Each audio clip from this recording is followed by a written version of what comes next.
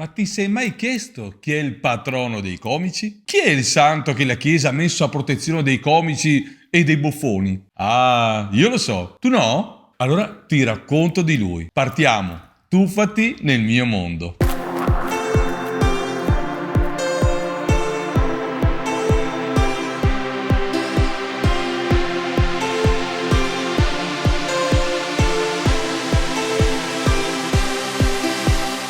Ciao, io sono Danny Danno e faccio il comico visuale. Insieme a Diva G siamo un duo comico e in questo canale, se sei appena arrivato, sappi che parliamo di comicità, della sua storia, delle sue tecniche e i suoi segreti. Per questo ti consiglio di iscriverti e azionare la campanella.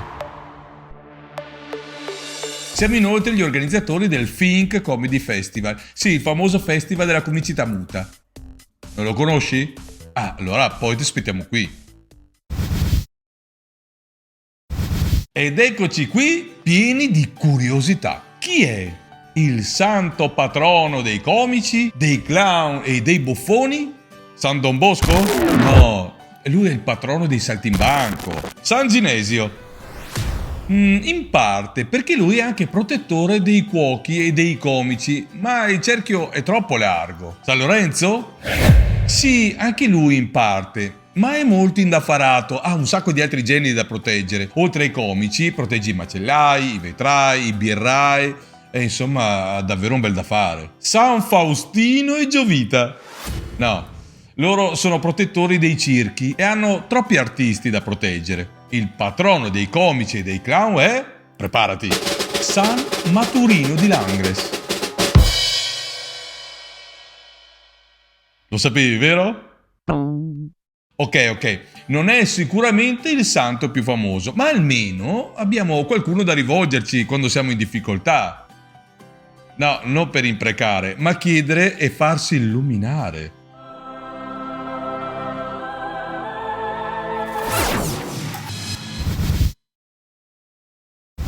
Ti devo dire però che nulla di certo ci è stato tramandato circa l'esistenza di San Maturino. Secondo fonti leggendarie era figlio di genitori pagani di Larchant, nei pressi di Sens, nel nord della Francia. Nonostante il padre era apertamente anticristiano, Maturino si sentì attratto dal Vangelo e all'età di 12 anni ricevette il battesimo. Ciò colpì assai i suoi genitori, che infine si convertirono anch'essi. Appena ventenne, Maturino ricevette l'ordine del presbiterato e fu talmente stimato dal suo vescovo che quando questi dovette partire per Roma gli affidò di governare la diocesi. Possedendo lo straordinario potere di allontanare i demoni, si recò a Roma per aiutare una giovane nobildonna colpita da uno spirito maligno e diventò un famoso esorcista. La morte lo rapì proprio nella città eterna e le sue spoglie furono portate a Sens ed in seguito a Larchant. Andarono purtroppo poi disperse, distrutti dagli ugonotti. Il santo è particolarmente invocato contro le ossessioni e la pazzia, protettore dei lunatici, dei buffoni e dei clown. È certa una cosa, che quando si vuol parlare di pazzia e follia, la comicità e il saper far ridere entra in questo concetto. Ma perché? Anticamente si pensava che il riso avesse un'origine divina e che addirittura dal riso di Dio fosse stato generato il mondo. Così narra l'autore anonimo di un papiro che risale al III secolo della nostra era, il papiro di Leida. Così racconta. Dal riso di Dio nacquero i 7 dei che governarono il mondo. Non appena egli scoppiò a ridere, apparve la luce. Scoppiò a ridere per una seconda volta e tutto fu sommerso dall'acqua. Alla terza risata apparve Hermes. Alla quarta la generazione. Alla quinta il destino e alla sesta il tempo. Prima di scoppiare a ridere per la 7ª volta, Dio ispirò profondamente, ma aveva riso talmente tanto che finì per piangere e dalle sue lacrime nacque dunque l'anima.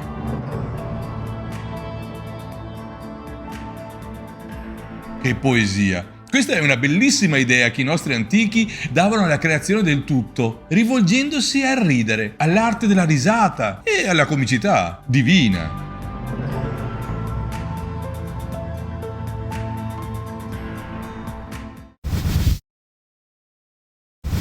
Nel Medioevo, nonostante i padri della Chiesa considerassero il ridere diabolico perché deturpava il volto, i re si circondavano di giullari.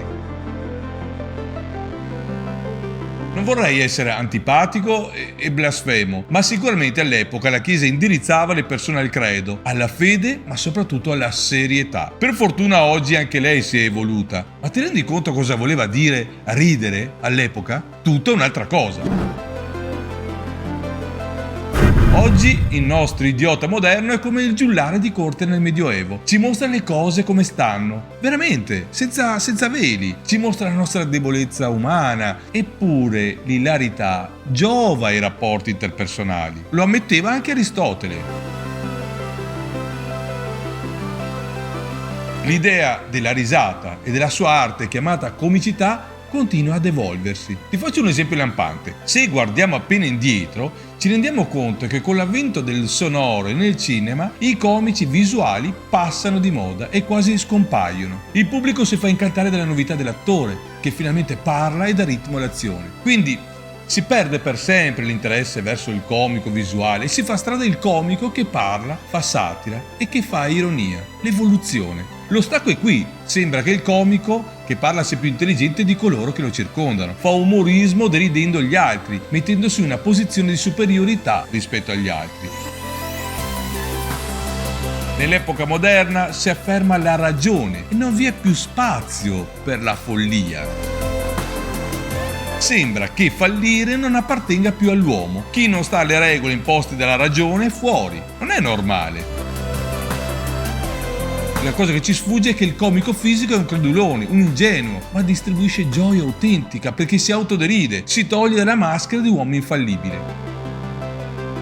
Oggi più che mai abbiamo bisogno di questo folle che ci ricordi chi siamo, che ci ricordi non prenderci troppo sul serio, che non siamo solo ragione, che esiste dentro di noi una parte che noi chiamiamo clown, che però non ha il coraggio di mostrarsi. Non intendo però il clown tradizionale del circo, parlo della scoperta di naturalezza che c'è dentro di noi. Sì, c'è un bambino che è cresciuto in noi e che non si può più esprimere nei rapporti sociali. Allora, nella follia e nella pazzia c'è bellezza e oggi abbiamo pure chi ci protegge.